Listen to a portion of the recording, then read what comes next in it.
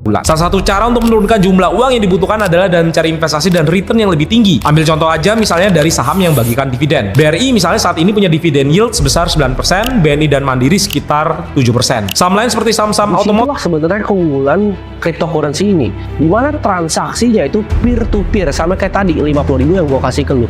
Tapi bedanya kita nggak perlu ada bank di tengahnya. Ya, masih ada harapan nggak buat bull market? Atau ini udah masuk fase koreksi gede?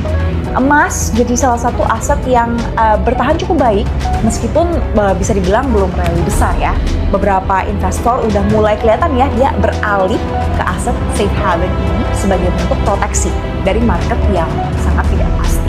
Jadi jangan pernah kalian pikir kalau misalnya masukin di reksadana, misalnya returnnya itu 4%, 6%, 7%, itu returnnya kecil. Soalnya ini tuh peluru kalian. Kalau misalnya ada opportunity bagus, misalnya ada market crash, atau ada kesempatan untuk bisnis, atau ada saham yang undervalued, itu peluru kalian supaya kalian bisa tembak. Kalau misalnya kalian semuanya itu porto agresif, kalau misalnya market itu lagi ada crash, kalian sama sekali tidak memiliki peluru untuk nembak. Dan saya kasih tahu juga, main-main saham itu kalau orang kecil ya pasti kalah. Itu untuk orang kecil itu biasanya sama dengan judi gitu. Yang menang yang bandar, yang besar, yang kuat. Selamat pagi, siang, maupun malam untuk teman-teman yang menonton video kita pada hari ini. Dan saya dari perwakilan kelompok 2 akan memaparkan sebuah video yang berkonsep seperti podcast pada umumnya. Dan saya di sini bernamakan Ignatius Pectoran Roy sebagai pemegang saham di sini. Dan mungkin akan dijelaskan oleh teman-teman saya juga dari berbagai semua instrumen investasi seperti reksadana, saham, saya sendiri, emas, kripto, dan yang lain-lain. Dan mungkin akan dilanjutkan untuk sesi selanjutnya yang dilanjutkan kepada teman saya yang memegang salah satu instrumen di bagian cryptocurrency. Dan check this out. Oke, Mas Ari, selamat kenal Mas Ari. Bisa jelaskan Mas Ari gimana backgroundnya ke teman-teman semua yang ada di sini? Ya, perkenalkan nama saya Ari Irawan. Saya pemegang investasi, salah satunya itu kripto. Kripto ya, dari Mas. kelompok kami ya. Bisa jelaskan lebih detailnya Mas? Mas nih megang kripto udah berapa lama dan sampai sekarang tuh gimana? Saya memegang kripto ini mulai awal-awal tahun itu 2025, dimana itu setelah halving Bitcoin itu saya juga mulai terjun karena ikutan juga FOMO sih sebenarnya. Berarti dari ke FOMO-an Mas sampai akhirnya Mas ikut masuk dalam cryptocurrency inilah Mas ya? Ya. Oke. Mas, gimana sih Mas portofolio Mas dari minggu per minggu? Apakah ada fluktuasi pasar atau gimana? Bisa Mas jelaskan di portofolio Mas gimana? Biar Melihat juga dari portofolio saya sendiri itu sebenarnya secara fluktuatif itu naik turun sih. Tapi kita aman saja sih.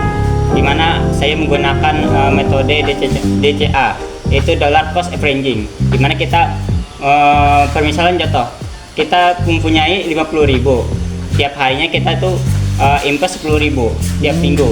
Contohnya tiap hari ataupun tiap minggu, bisa lah seperti itu.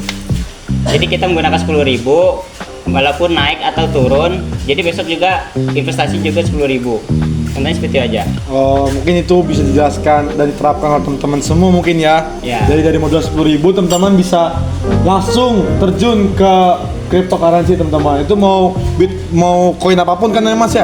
Ya, tergantung segala konsep sama fundamentalnya. Benar. Nah Mas, tadi Mas juga udah ngejelasin gimana sih cryptocurrency dan cara penerapannya cryptocurrency kayak gimana.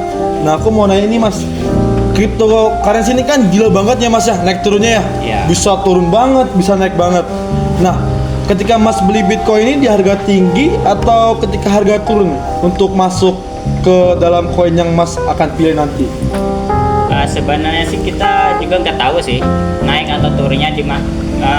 Kita cuma bisa melihat di mana keadaan dunia itu ketika lagi turun juga ketika ada naik itu banyak kabarnya di internet. Kita bisa melihatnya dari HP, di Google juga apa dari sosmed juga bisa.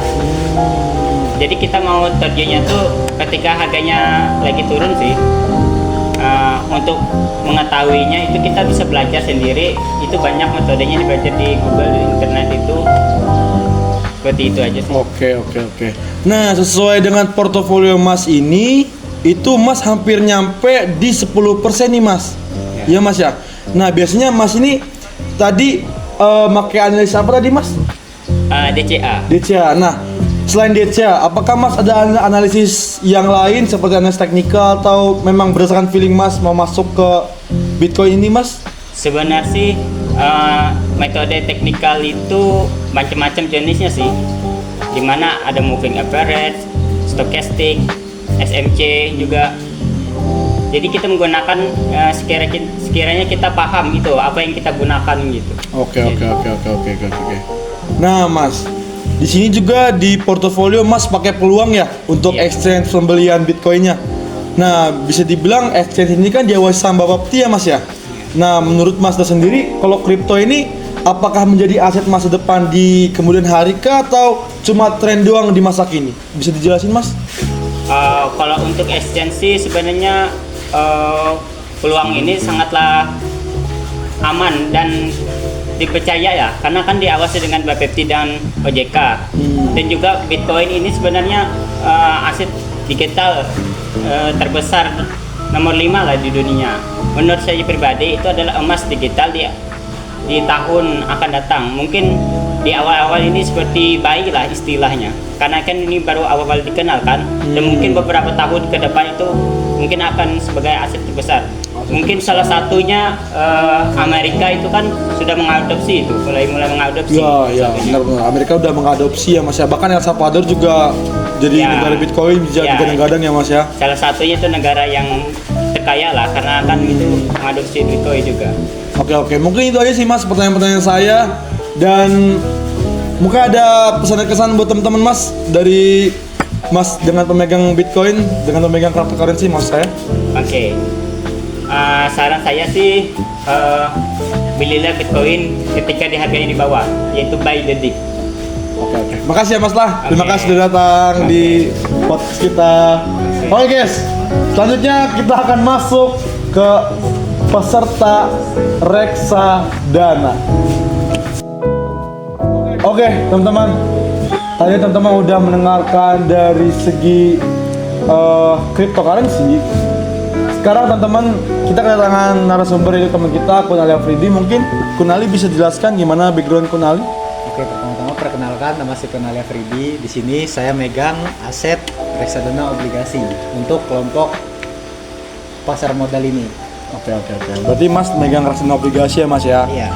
Oke. Nah Mas, kalau saya lihat sejauh ini di 7 minggu terakhir, gimana sih portofolio Mas? Apakah ada kenaikan atau penurunan?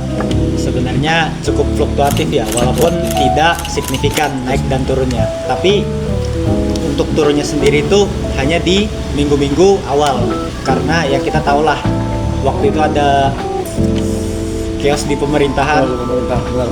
Ya kalian pasti tahulah apa yang dimaksud chaos di pemerintahan itu. Benar. Tapi setelah itu porto kami aman-aman saja sih, tidak ada penurunan yang signifikan sama sekali. Berarti tidak ada hal-hal yang bikin reksadana obligasi Mas ini turun banget ya Mas ya? Ya, Nah Mas, dari ketika Mas beli reksadana obligasi ini, berapa sih return Mas sekarang dari awal beli sampai sekarang?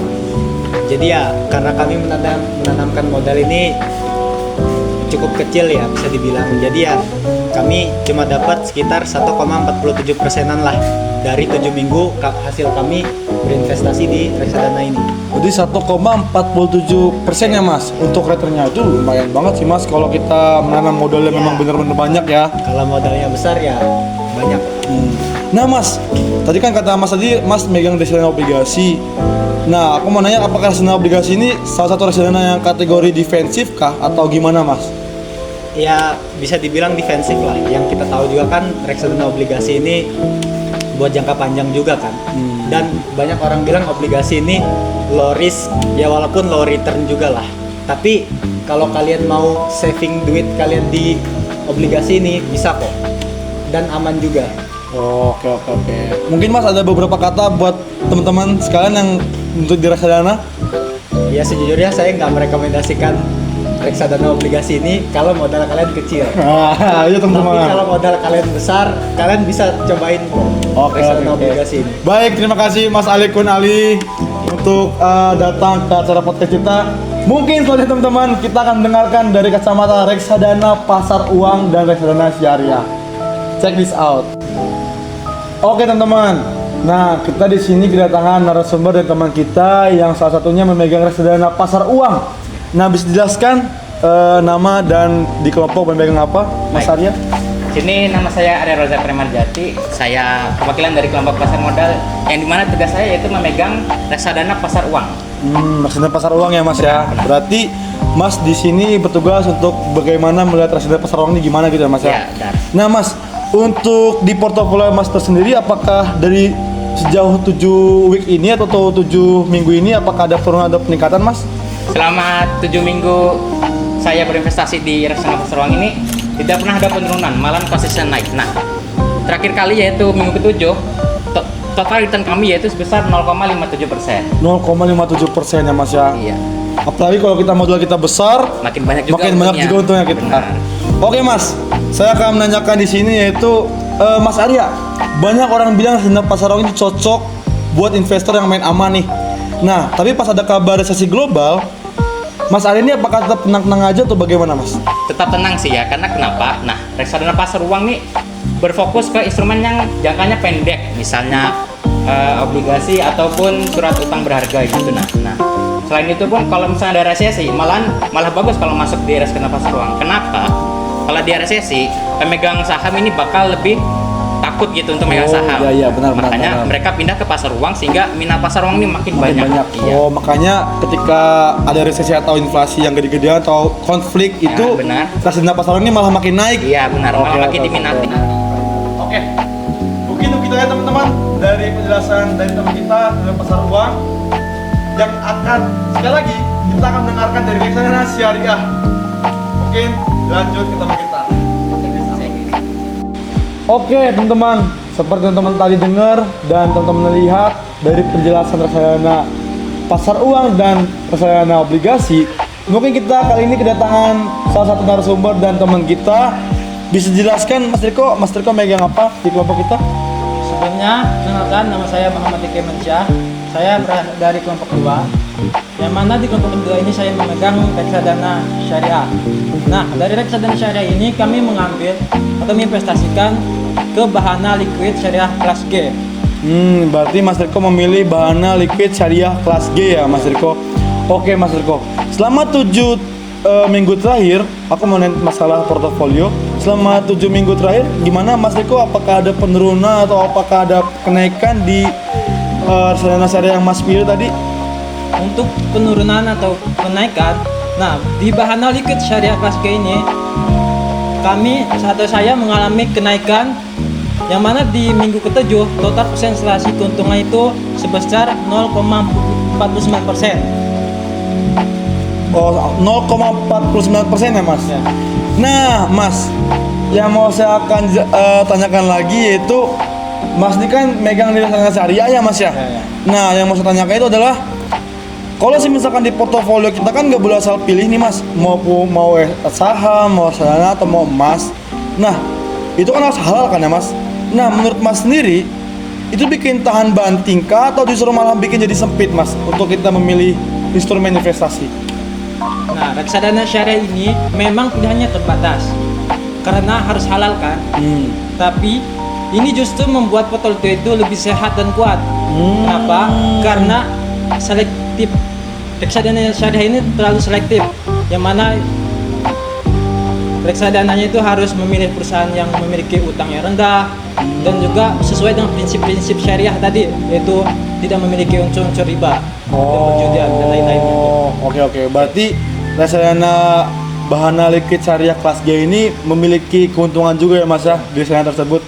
Oke teman-teman, mungkin itu saja tadi penjelasan dan pemaparan yang dijelaskan oleh Mas Riko tadi, yang dimana Mas Riko tadi memegang salah satu investasi yaitu reksadana syariah ya Mas ya. Banyak sekali yang dijelaskan dari Mas Riko tadi, kenapa nggak boleh riba dan segala macam. Oke, mungkin kali ini kita akan dengarkan dari kacamata Mas teman-teman, yang dimana akan dijelaskan oleh teman kita Rizky Arfandi. Oke, check this out. Oke teman-teman, tadi teman-teman udah mendengarkan dari penjelasan teman-teman yang memegang reksadana dan bagaimana penerapannya. Mungkin teman-teman bisa dengar lebih lanjut ke teman kita yang datang pada hari ini, yaitu salah satu narasumber yang memegang investasi emas. Mungkin ini Rizky Arfandi. Teman-teman bisa jelaskan Rizky Arfandi gimana? Halo teman-teman, perkenalkan saya Rizky Arfandi. Di sini saya adalah di kelompok saya adalah investor emas. Saya sendiri berinvestasi di emas ini sudah beberapa bulan terakhir ya, dan saya juga sempat mengikuti kelas pasar modal di perkuliahan dan juga seminar-seminar yang ada di seputar kampus. Gitu. Oke. Tadi Mas Rizky Arfandi memegang investasi emas ya Mas ya? Iya, Mas. Bisa dijelaskan Mas, katanya Mas itu bisa dibilang safe haven, tapi ketika minggu kelima kenapa Mas malah rugi 3,4%? Itu bisa Mas jelaskan? Oke, minggu kelima ya Mas. Ya, saya memvalidasi dulu bahwa minggu kelima itu investasi saya memang mengalami penurunan ya sebesar itu tadi. Kenapa bisa turun pada minggu kelima? Nah, pada saat minggu keempat, kita balik dulu ke minggu keempat. Di minggu keempat itu sedang hype-nya perang dagang antara Amerika dan China, seperti yang kita tahu kemarin kan. Dan masuk ke minggu itu, pada saat hype itu naik tuh di minggu keempat tuh. Dan pada saat minggu kelima itu perang dagang udah mulai mereda lah, jadi berdampak juga pada investasi emas saya, sehingga emasnya menjadi turun seperti itu. Bahkan kemarin di minggu keempat itu hampir harga emas tuh 2 juta ya Mas ya? Iya, betul. Hampir 2 juta ya? Kalau tidak salah 18, sekian seperti itulah. Oke. Nah Mas, back lagi ke portofolio Mas sendiri. Nah Mas ini percaya sama tren jangka panjang kah atau sama analis mingguan? Bisa dijelasin Mas? Oke, kalau kita bicara soal emas ya, kalau saya sih lebih condong ke tren jangka panjang sih Mas. Kenapa? Kenapa ya Mas?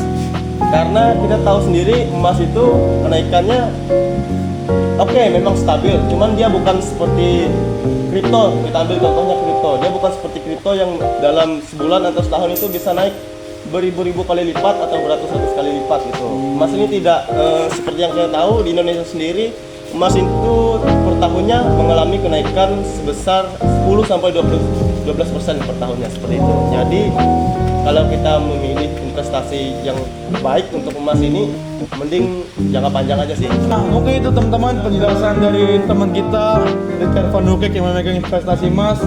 Banyak sekali insight yang dapat dari penjelasan Mas Rizky tadi, dan mungkin kita selanjutnya akan mendengarkan dari kacamata saham yang akan selanjutnya dijelaskan oleh teman kita. Check this out. Baiklah teman-teman, tadi teman-teman kita sudah memaparkan ya, entah di kripto, emas, dan reksadana sudah memaparkan materinya masing-masing. Di sini kita akan mengupas dari materi yang akan disampaikan Mas Roy. Itu saham ya Mas Roy ya? Memegang saham. Oke, namun sebelum itu kita tanya dulu background Mas Roy di kelompok ini seperti apa. Silakan. Oke, teman-teman, terima kasih Mas Rizky atas pertanyaannya tadi. Seperti yang dijelaskan oleh Mas Rizky tadi, saya di sini salah satu bagian dari kelompok yang memegang saham, dan saham yang saya pilih itu saham Arci. Dan kenapa saya milih saham Arci itu karena saham Arci di sini salah satu saham yang murah menurut saya dan worth it untuk kita bagi pemula memilih saham. Oke, murah dan worth it ya Mas, Iya. saham Arci ini. Nah, kalau boleh tahu saham Arci ini saham apa Mas? Bisa dipaparkan ya Mas? Oke, saham Arci ini adalah saham yang bergerak di bidang komoditi. Dia ini salah satu perusahaan yang bergerak di bidang pertambangan. Lebih itu lebih ke emas dia. Jadi seperti contoh-contoh saham-saham yang lain bergerak di bidang pertambangan, seperti teman-teman tahu ada saham Mine yang kemarin hampir IPO dan arahnya lumayan besar, dan saham Brand, saham yang lain-lain. Mungkin ya sih Mas. Oh, di pertambangan ya Mas ya? Ya, di pertambangan. Oke. Nah, untuk portofolio sendiri Mas, bagaimana portofolio Mas berinvestasi di Archie ini dalam beberapa minggu terakhir gitu? Bisa dijelaskan Mas? Oke, seperti saya membeli Archie di awal itu, saya membeli Archie di harga 300 perak per lembar, dan sekarang itu memiliki kenaikan yang lumayan cukup signifikan Mas, hampir di 8%. Waktu di minggu kelima itu saya melihat ada keuntungan yang lumayan signifikan sampai 9% Mas. Dan kami memilih untuk menahan dulu, siapa tahu ada isu atau gimana, makanya kita memilih untuk hold di 9% ini Mas. Oke, memilih saham Archie ini apakah berdasarkan apa gitu? Apakah analisanya gitu seperti apa? Bisa jelaskan alasannya mengapa gitu? Oke, terkait saya memilih saham Archie ini, saya pasti yang di awal melihat laporan keuangan dari tahun ke tahun. Oke. Lalu yang kedua, saya melihat juga analis teknikalnya, bagaimana saham Archie ini bergerak. Dan saya di sini mau memakai indikator yang bernama indikator moving average, yang dimana indikator moving average ini menghitung harga rata-rata saham per tiap kita mau berapa time frame-nya. Jadi saham Archie ini, kenapa saya milih saham Archie? Karena ketika saya melihat analisis teknikalnya, saya melihat ada golden cross di sini, makanya saya yakin untuk beli ke saham Archie ini. Oh, jadi seperti itu ya Mas? Ya, seperti berdasarkan itu, Mas. analisa Masnya. Ya. Seperti itu, Bang. Oke, Mas. mungkin kita langsung saja ke pertanyaan terakhir Mas.